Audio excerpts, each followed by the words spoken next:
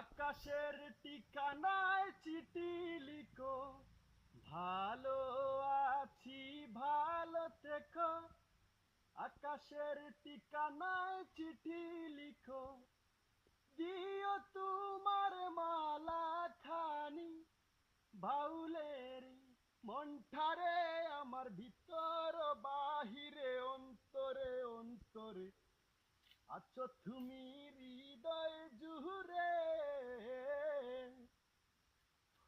আমার ভিতর বাহিরে অন্তরে অন্তরে আছো তুমি হৃদয় জুড়ে।